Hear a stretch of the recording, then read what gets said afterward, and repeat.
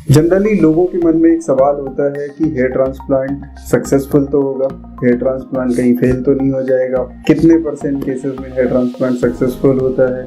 ऐसा तो नहीं कि कुछ ही लोगों का हेयर ट्रांसप्लांट सक्सेसफुल होता है, ज़्यादा लोगों का हेयर ट्रांसप्लांट फेल हो जाता है। तो ऐसे कई सारे सवाल लोगों के दिमाग में होते हैं जब हम हेयर ट्रांसप्लांट की कंसल्टेशन लेते हैं या हमारे हेयर ट्रांसप्लांट के पेशेंट जो सर्जरी कराते हैं, तो उनके मन में भी इससे कई बार एक डाउट होता है कि मेरा रिजल्ट आएगा या नहीं आएगा। और कई बार हमारे वीडियोस में भी कमेंट में लोग पूछते हैं कि हेयर ट्रांसप्लांट के रिजल्ट आते हैं, सक्सेसफुल होते हैं या नहीं। तो आज हम इसी टॉपिक को डिस्कस करने वाले हैं। हेलो, मैं doctor Ankit Kumar Jain, dermatologist and hair transplant surgeon. तो हेयर ट्रांसप्लांट एक प्रोसेस है जिसमें आपके बाल्डनेस को ट्रीट किया जाता है। जनरली जो जेनेटिक बाल्डनेस होता है या पैटर्न बाल्डनेस जो डाइहाइड्रोटेस्टोस्टेरोन हार्मोन के कारण होता है, उस बाल्डनेस में जनरली मेडिसिन ज़्यादा इफेक्टिव नहीं होती हैं। तो कोई परमानेंट सॉल्यूशन के तौर पे मेडिसिन्स अवेलेबल नहीं है, तो इसलिए सर्जरी इसका एक परमानेंट ऑल्टरनेट सॉल्यूशन होता है जिसको हेयर ट्रांसप्लांट बोला जाता है। ये दो मेथड से किया जाता है, FUT एंड FUE।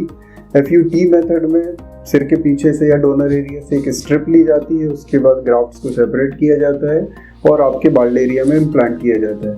दूसरी मेथड होती है FUE, जिसमें पीछे से एक एक करके ग्राफ्ट फॉलिकल को लिया जाता है, अगेन आगे स्लिट्स बनाई जाती हैं बाल्ड एरिया पे और वहाँ पे ग्राफ्ट को इम्प्लांट किया जाता है। तो इस तरह से परमानेंट रिजल्ट दिया जाता है।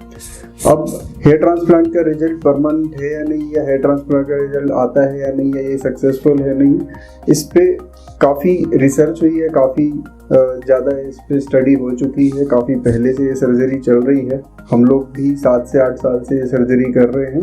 तो इस बारे में हम लोग इतना बोल सकते हैं कि इसके लिए असेसमेंट पेशेंट का बहुत ज़रूरी है।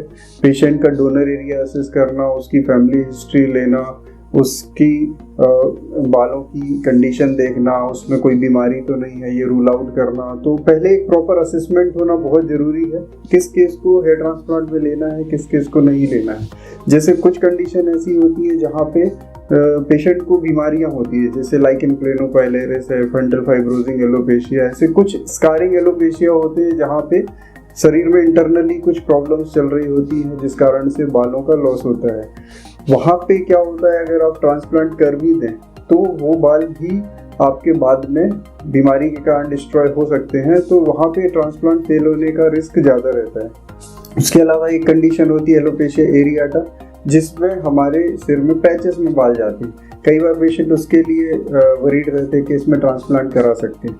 तो इन केसेस में भी अगेन, क्योंकि अंदर एक ऑटोइम्यून कंडीशन चल रही है, बीमारी चल रही है, अगर हम ट्रांसप्लांट कर भी दें तो वो बाल झड़ने की संभावना रहती है। तो इन कंडीशंस में ट्रांसप्लांट नहीं करना चाहिए, फेल हो सकता है।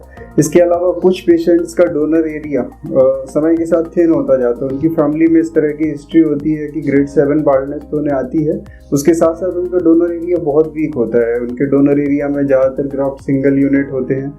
तो ऐसे केसेस में भी हमें अवॉइड करना चाहिए ट्रांसप्लांट, बिकॉज क्योंकि उनका डोनर एरिया भी DHT को रिस्पॉन्स कर रहा है, तो वो ग्राफ्ट जब आगे लगेंगे तो वो स्कैल्प के उस हिस्से में और ज़्यादा रिस्पॉन्ड करेंगे और उनका थिन होने का चांस और ज़्यादा बढ़ जाता है। तो यहाँ भी ट्रांसप्लांट फेल हो सकता है। या ऐसे केसेस में अगर डोनर एरिया परमानेंट है भी तो वो बहुत थिन ग्राफ्ट देता है, तो उस कारण से वहाँ डेंसिटी या बल्क बहुत अच्छा नहीं आ पाता है, तो वहाँ पे भी कई बार कॉस्मेटिक सेटिस्फेक्शन कम रहता है। तो ऐसे केसेस में ट्रांसप्लांट अवॉइड कर सकते हैं। बट एक प्रॉपर एवेल्युएशन के बाद, अगर हमने पेशेंट को प्रॉपर एवेल्युएट किया, उसकी फैमिली हिस्ट्री ठीक है, उसको हाई ग्रेड ऑफ बाल्डनेस नहीं है, या है तो उसके डोनर एरिया में थिनिंग की प्रोबेबिलिटी नहीं है, उसको कोई बीमारियां नहीं है, उसको कोई और परेशानी नहीं है, ग्राफ्ट की क्वालिटी बेटर है, उसका असेसमेंट सही से हुआ है, तो ऐसे पेशेंट ट्रांसप्लांट में जा सकते हैं। ऐसे पेशेंट्स में रिजल्ट अश्योर्ड होता है। एक अच्छा क्लिनिक, एक अच्छा सर्जन आपको बहुत अच्छे रिजल्ट प्रोड्यूस कर सकता है। इसको 95 से 97 इवन उसके अबव तक भी हम सक्सेसफुल बना सकते हैं। मतलब कि एक पेशेंट के अगर 100 ग्राफ्ट अगर एक्सट्रैक्ट किए जा रहे हैं तो 97 प्लस ग्राफ्ट उसके प्रॉपर सर्वाइव करते हैं, और कई केसेस में 100 ग्राफ्ट भी सर्वाइव करते हैं। तो ऐसे केसेस में इसका फेल होना नामुमकिन हो जाता है। तो सही असेसमेंट ज़रूरी है। उसके बाद आपका डिसीजन होना चाहिए। सही क्लिनिक जरूरी है, सही डॉक्टर जरूरी है। अगर आप प्रॉपर एक्सपीरियंस क्वालिफाइड डॉक्टर से सही क्लिनिक में करा रहे हैं तो आपका ट्रांसप्लांट नहीं फेल होता, ये 100% सक्सेसफुल होता है। उम्मीद है जानकारी आपको अच्छी लगी होगी। अगर अच्छी लगी तो हमारे वीडियो को लाइक और शेयर करें, हमारे चैनल को सब्सक्राइब करें ताकि ऐसी और जानकारी आपसे मिस ना हो। Thank you.